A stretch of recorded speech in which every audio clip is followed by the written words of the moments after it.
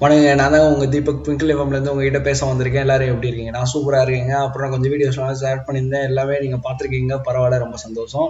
அதில் நான் நல்லா பேசியிருக்கேன்லாம் சொல்லியிருக்கீங்க. இன்னும் ரொம்ப சந்தோஷமா இருக்கு. ஏன்னா என் வயசு எப்படி இருக்கும் அப்படின்றது உங்களுக்கு தான் தெரியும். நான் கொஞ்சம் பேசிடுவேன். இருந்தாலும் நீங்கள் தான் அதை பார்த்துட்டு பிடிச்சிருக்கு பிடிக்கல. நிறைய பேர் பிடிச்சி பிடிக்காம இருந்திருக்கலாம். பரவாயில்ல, இருந்தாலும் நீங்கள் அந்த கொஞ்சம் கமெண்ட் பண்ணுங்க. ஏன்னா அது கமெண்ட் பண்ணீங்கன்னா எனக்கு இன்னும் கொஞ்சம் நல்லா வசதியாக இருக்கும். அப்போதான் நான் அடுத்து என்ன பண்ணணும், ஏன் நான் என்ன தப்பு பண்ணிட்டு இருக்கேன் அப்படின்னு தெரியும். இருந்தாலும் கொஞ்சம் பேர் வந்து சொல்லியிருக்காங்க, கொஞ்சம் இழுத்து பேசாது, அது ஒரு மாதிரி இருக்கு அப்படின்னு சொல்லியிருக்காங்க. கண்டிப்பா அதை நான் இழுத்து இன்னும் கொஞ்சம் மாத்திக்கிறேன். ஏன்னா அது கொஞ்ச நாள் பழகிச்சு எனக்கு. அது நான் கொஞ்சம் சீக்கிரம் என்னால் எவ்வளவு சீக்கிரம் முடியுமோ அவ்வளவு சீக்கிரம் நான் மாத்திக்கிறேன். அதுக்கப்புறம் வந்து இன்னைக்கு என்னடா பேசலாம் அப்படின்னு நினைச்சிட்டு இருக்கும்போது அந்த பேப்பர்ல நான் பார்த்தேன். அந்த விலைலாம் ஏத்திட்டாங்க. அது ரொம்ப கஷ்டமா இருக்கு. இந்த பால் விலைலாம் 6 ரூபா ஏத்திட்டாங்க. என்ன பண்றது? அது நம்ம ஒன்றும் பண்ண முடியாது. அவங்க இஷ்டத்துக்கு மாத்திடுவாங்க. அவங்க இஷ்டத்துக்கு எது வேணா பண்ணிப்பாங்க. இருந்தாலும் பரவாயில்ல. அதுக்கப்புறம் வந்து இந்த பெட்ரோல் ரேட்லாம் கொஞ்சம் ஏற்றுவாங்கன்னு நினைக்கிறேன் கொஞ்சம் நாளா. ஏன்னா அந்த ட்ரெயின் டிக்கெட்லாம் ஏற்றிட்டாங்க. அது என்ன 14.5% தான் ஏற்றுனாங்க. அந்த 14% 14 ரூபா 50 காசு இருக்கு 100 ரூபாய்க்கு.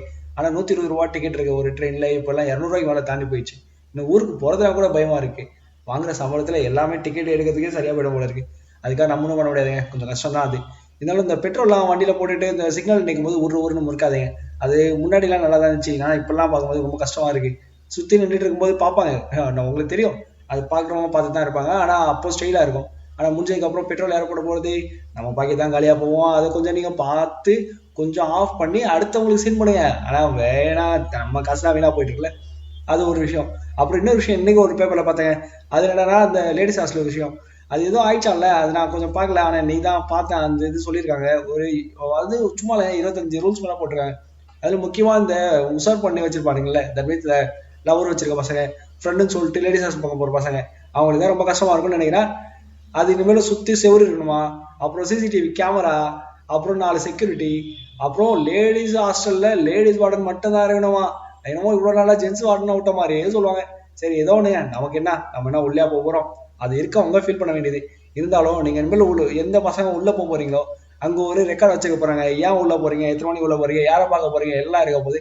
அதனால கொஞ்சம் பார்த்து உஷாரா போங்க. நாளைக்கு அப்பா அம்மா மாட்டிக்காதீங்க.